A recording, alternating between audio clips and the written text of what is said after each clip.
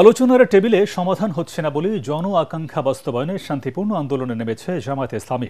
এমন মন্তব্য করে দলের সেক্রেটারি জেনারেল অধ্যাপক মিয়া গোলাম পরোয়ার বলেন, জুলাই সনদের আইনি ভিত্তি দিতে একটি দল বাধা দিচ্ছে। কোনো টালবাহানা না করে সনদের আলোকে ফেব্রুয়ারিতেই জাতীয় নির্বাচন দেওয়ার দাবি জানান তিনি। জুলাই সনদ, পিআর, দৃশ্যমান বিচার সহ 5 দফা দাবিতে রাজধানীতে বিক্ষোভ মিছিলের আগে জামায়াত নেতারা বলেন, দেশে আওয়ামী স্টাইলে আর কোনো নির্বাচন হতে দিবে না জনগণ। এদিকে জুলাই সনদের ভিত্তিতে আগামী ফেব্রুয়ারিতে জাতীয় নির্বাচন সহ কয়েকটি অভিন্ন দাবিতে ইসলামী আন্দোলন বাংলাদেশ সহ কয়েকটি দল কর্মসূচি পালন করে। রিপোর্ট আদ্দিন সজীবের। 24 গণঅভ্যুত্থানে ফেসিবাদের পতনের পর রাষ্ট্র সংস্কারের আকাঙ্ক্ষা বাস্তবায়নে এবার রাজপথের আন্দোলনে জামাত ইসলামী। স্লোগানই তাদের বার্তা পরিষ্কার। ঐক্যমত্য কমিশনের আলোচনার পাশাপাশি এমন বিক্ষোভ কর্মসূচির কারণ কি কেবলই রাজনৈতিক মহড়া, তার জবাব দিলেন জামাত নেতারা। এই জুলাই সনদ বাস্তবায়নের ক্ষেত্রে কারা প্রতিবন্ধকতা সৃষ্টি করছে, জনগণ তাদেরকে চিহ্নিত করবে।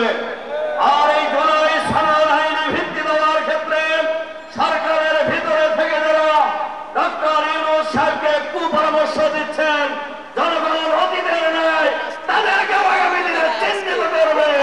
জামাত ইসলামী একটি স্বচ্ছ ও গ্রহণযোগ্য নির্বাচনের চেষ্টা চালিয়ে যাচ্ছে জানিয়ে দলের সেক্রেটারি জেনারেল মিয়া গোলাম পরোয়ার বলেন, জাতীয় নির্বাচনের আগে জুলাই সনদের আইনি ভিত্তি সহ জরুরি সংস্কার না করলে দেশ বিপর্যয়ের মধ্যে পড়তে পারে। এখন যেহেতু অন্তর্বর্তীকালীন একটি নির্দলীয় সরকার, এটাই হচ্ছে জুলাই সনদের একটা জাতীয় ভিত্তি, সাংবিধানিক ভিত্তি, আইনি ভিত্তি দেওয়ার সবচেয়ে উপযুক্ত নিরাপদ সময়। সেজন্য কোনো দলবাহানা না করে আমরা ঐক্যমত্য কমিশনকে এবং সরকারকে, যেহেতু সরকার প্রধানই হচ্ছে ঐক্যমত্য কমিশনের প্রধান, আপনি সকলকে ডাকুন। কোন সংকট তৈরি না করে আপনি কনস্টিটিউশন অর্ডারের মধ্য দিয়ে, একটা রেফারেন্ডামের মধ্য দিয়ে, এখনো সময় আছে, আপনি ইলেকশন এই সনদের ভিত্তিতে নির্বাচন করুন। কোন রাজনৈতিক দল বা সরকারের ভেতরে বাইরে যারাই ষড়যন্ত্র করবে তাদের প্রতিরোধ করারও হুঁশিয়ারি দেয় জামাত ইসলামী। অন্তর্বর্তীকালীন সরকারকে হুঁশিয়ার করতে চাই, আমরা আপনাদের বাসভবন ঘেরাও করতে দ্বিধাবোধ করব না। এদিকে একই দাবিতে বিক্ষোভ করেছে ইসলামী আন্দোলন, বাংলাদেশ খেলাফত আন্দোলন সহ 7টি রাজনৈতিক দল। ঢাকারই কথা না, কারণ তাদের একজন উঁচু পর্যায়ের নেতা বক্তব্য দিয়েছেন যে 90% ভোট তাদের। যদি 90% ভোট তাদের হয় তাহলে তারা আসন পাবে 270-এর উপরে। তাতে এককভাবে সরকার গঠন করতে পারছে, সমস্যা কোথায়? ঝামেলা মুক্ত সরকার গঠন করতে পারবে। জুলাই সনদের পূর্ণাঙ্গ বাস্তবায়নের পাশাপাশি জাতীয় সংসদের উভয় কক্ষে সংখ্যানুপাতিক পদ্ধতি চালু করার দাবিও জানান তারা। Addin Sajib, ATN Bangla, Dhaka. LME certified বিশ্বসেরা কপারে তৈরি ওয়ালটন কেবলস, যা আপনার স্থাপনাকে রাখবে সব সময় নিরাপদ। আলোচনা চলমান থাকা অবস্থায় পিআরের দাবিতে কিছু দলের আন্দোলন কর্মসূচি দেশের জন্য মঙ্গলজনক হবে না বলে মন্তব্য করেছেন বিএনপি মহাসচিব মির্জা ফখরুল ইসলাম আলমগীর। সিঙ্গাপুর থেকে দেশে ফিরে বিমানবন্দরে তিনি বলেন, বাংলাদেশের ভবিষ্যতের বিষয়ে দেশের মানুষই সিদ্ধান্ত নেবে, বাইরের হস্তক্ষেপের কোনো প্রয়োজন নেই। অন্যদিকে দলের স্থায়ী কমিটির সদস্য আমির খসরু মাহমুদ চৌধুরী জানান, নির্বাচনকে সামনে রেখে কেউ যদি দেশকে অস্থিতিশীল করতে চায় তাহলে তাদের রাজনৈতিকভাবে ক্ষতিপূরণ দিতে হবে। কামরুজ্জামান রাজীবের রিপোর্ট।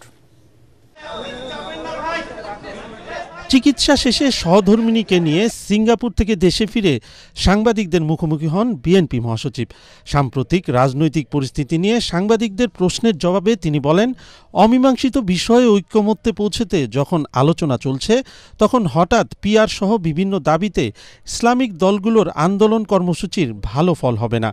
এ ধরনের দ্বিমুখী সিদ্ধান্তে দেশের গণতন্ত্র বাধাগ্রস্ত হবে মন্তব্য করে আলোচনার মাধ্যমে সব সমস্যার সমাধান হবে বলে আশা প্রকাশ করেন মির্জা ফখরুল। মনে করি এটা কোনো প্রয়োজন ছিল না, কারণ আলোচনা তো শেষ হয়নি, এখন আলোচনা চলছিল।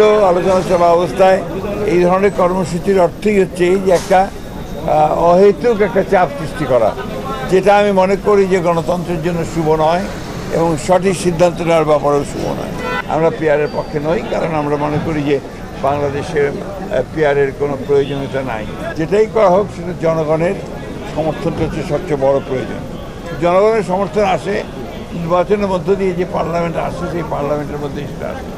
এদিকে রাজধানীর হাতিরঝিলে গণ অধিকার পরিষদের সভাপতি নুরুল হক নূরকে দেখতে গিয়ে আমির খসরু মাহমুদ চৌধুরী বলেন, রাজনৈতিক দলের দাবি দেওয়ার সাথে নির্বাচনের কোনো সম্পর্ক নেই। তিনি বলেন, গণতন্ত্রে বিশ্বাস করলে জনগণের উপর আস্থা রাখতে হবে। নির্বাচনের সাথে কোন পার্টির কি দাবি দেওয়া এটা কোনো সম্পর্ক নাই। তাদের দাবি দেওয়া থাকতেই পারে, সেই দাবি দেওয়া নিয়ে তারা জনগণের কাছে যেতে হবে, জনগণের ম্যান্ডেট নিয়ে সংসদে আসবে, পাশ করতে পারবে, কোনো অসুবিধা নাই। কিন্তু নির্বাচনী প্রক্রিয়ার সাথে এগুলো কোনো সম্পর্ক নেই। কেউ যদি অস্থিতিশীল করতে চায় তাদেরকে রাজনৈতিকভাবে নির্বাচনের মাধ্যমে জনগণের ম্যান্ডেট নিয়ে নিজেদের দাবি পূরণের আহ্বান জানিয়ে তিনি বলেন, অন্যথায় দেশে স্থিতিশীলতা আসবে না, পরাজিত শক্তির ফিরে আসার দ্বার উন্মোচিত হবে। কামরুজ্জামান রাজীব, এটিএন বাংলা, ঢাকা।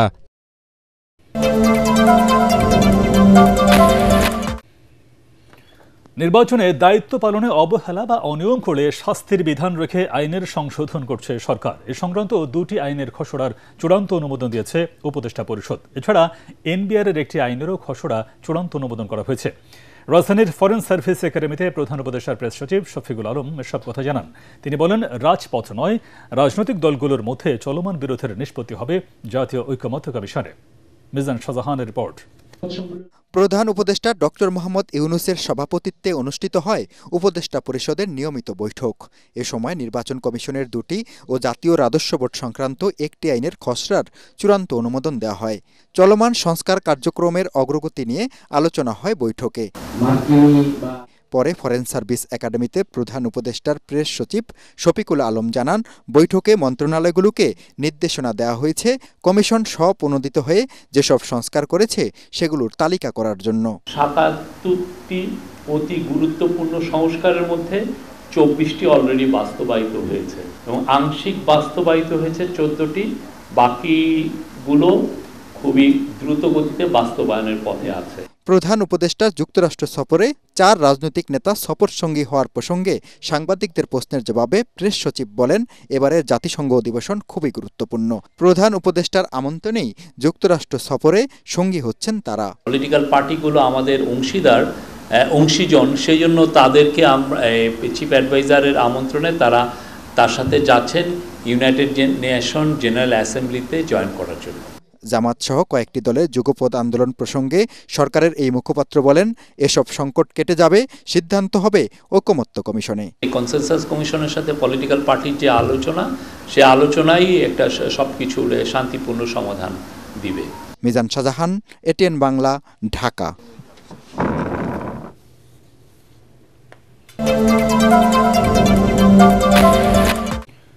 ক্ষমতা পাকাপোক্ত করতে জুলাই আগস্ট আন্দোলনে গণহত্যা চালিয়েছে আওয়ামী লীগ সরকার। মানবতা বিরোধী অপরাধের মামলায় শেখ হাসিনা সহ 3 জনের বিরুদ্ধে দ্বিতীয় দিনের জবানবন্দিতে কথা বলেন নাহিদ ইসলাম। তার সাক্ষ্য মামলা প্রমাণে গুরুত্বপূর্ণ ভূমিকা রাখবে বলে আশা করছেন ট্রাইব্যুনালের চিফ প্রসিকিউটর তাজুল ইসলাম।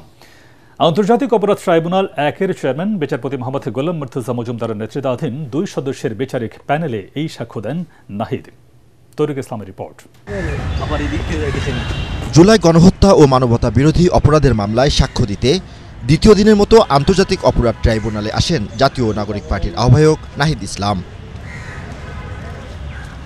সাক্ষ্য শেষে নাহিদ ইসলাম গণমাধ্যমকে জানান, ক্ষমতা পাকাপোক্ত করতেই হত্যাযজ্ঞ চালায় শেখ হাসিনা সরকার। ডিবি অফিসে আমাদের নানাভাবে আমাদেরকে নির্যাতন করা হয়েছে, মানসিক শারীরিকভাবে আমাদের অভিভাবকদেরকে হেনস্থা করা হয়েছে এবং একটা পর্যায়ে তারা নারী সমন্বয়কদেরকে আরও গ্রেফতার করে আনার হুমকি দিয়েছে। জোরপূর্বক আমাদের দেশেই লিখিত বক্তব্যটি পাঠ করায় এবং প্রধানমন্ত্রীর দপ্তরে আমাদেরকে নিয়ে যেয়ে আমরা সমঝোতা করেছি, এরকম একটা দৃশ্য জনগণকে দেখাতে চেয়েছিল। আমরা তখন অনশন শুরু করি এবং বাইরে যেহেতু রিট হয়েছিল, আইনজীবীরা আন্দোলন করছিল, আমাদের শিক্ষকরা এবং সাধারণ মানুষ আন্দোলন করছিল আমাদের মুক্তির দাবিতে, সেই প্রেক্ষাপটে আমাদেরকে তখন ডিবি ছাড়তে বাধ্য হয়। জবানবন্দিতে জুলাই হত্যা ও গুমের সাথে জড়িত বিভিন্ন বাহিনীর সদস্যদের শাস্তির দাবি জানান Nahid Islam. Police, RAB, BJP, সেনাবাহিনী, যত বাহিনীর যে সকল সদস্যরা এই হত্যাকাণ্ডে, নির্যাতনে, গুমে অংশগ্রহণ করেছে এবং যাদের নির্দেশনায় এগুলো সংঘটিত হয়েছে, শেখ হাসিনা, স্বরাষ্ট্রমন্ত্রী ওবায়দুল কাদের সহ, তাদের যাতে কঠোর শাস্তি দেওয়া হয়, আমাদের এটাই প্রত্যাশা থাকবে। এই সময় চিফ প্রসিকিউটর তাজুল ইসলাম জানান, মামলা প্রমাণে নাহিদ ইসলামের সাক্ষ্য গুরুত্বপূর্ণ ভূমিকা রাখবে। একজন প্রত্যক্ষদর্শী, একজন মূল সমন্বয়ক, একজন ভুক্তভোগী ভিকটিম হিসাবে তিনি যা কিছু বলেছেন সেটা এই মামলার প্রেক্ষাপট প্রতিষ্ঠার জন্য, এই মামলার বিষয়বস্তুর মধ্যে আসামিদের কোথায় কি ভূমিকা ছিল সেই বিষয়গুলো তিনি অত্যন্ত স্পষ্ট করে তুলে ধরেছেন।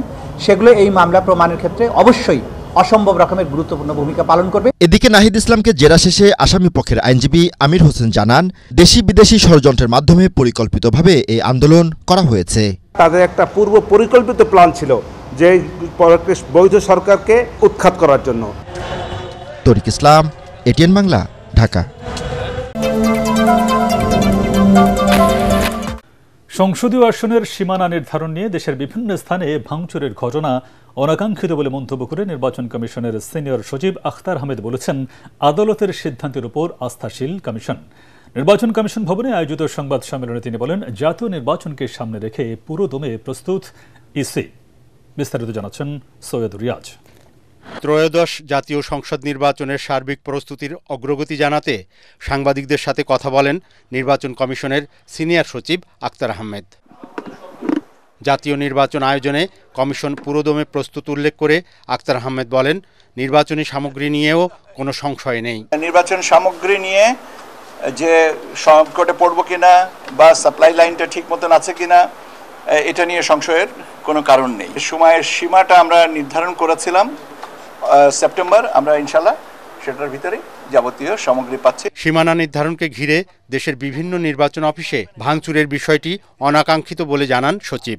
সীমানা নিয়ে আজকে পর্যন্ত 14টা রিট হয়েছে। আদালতের এখতিয়ারাধীন বিষয়ে আমার মনে হয় যে কথা বলার এখতিয়ার, এটা সাবজুডিস হবে, আমার কথা বলার এখতিয়ার। যারা রিট করেছেন তারাও আদালতের প্রতি আস্থাশীল, আমরাও আদালতের প্রতি আস্থাশীল। কাজে সেভাবে এই জিনিসটা আদালত থেকে সিদ্ধান্তটা আসুক। ভোট গ্রহণের জন্য প্রবাসীদের নিবন্ধন করতে পোস্টাল ভোট বিডি নামে একটি অ্যাপ তৈরি করেছে নির্বাচন কমিশন। এই অ্যাপটা হচ্ছে যে ভোটাররা যারা প্রবাসে আছেন তারা এনআইডির মাধ্যমে এইটা অ্যাক্সেস করবেন। প্রবাসের থেকে আমরা যে ব্যালট পেপারটা পাঠাবো সেটাতে ক্যান্ডিডেটদের নাম থাকবে না, শুধু থাকবে সিম্বল। ইতোমধ্যে যাচাই বাছাই সম্পন্ন হয়েছে এমন 22টি রাজনৈতিক দলকে নতুন করে নিবন্ধনের বিষয়টি আগামী সপ্তাহের শুরুতে কমিশন বৈঠকে চূড়ান্ত করা হবে বলেও জানান সচিব। সৈয়দ রিয়াজ, এটিএন বাংলা, ঢাকা।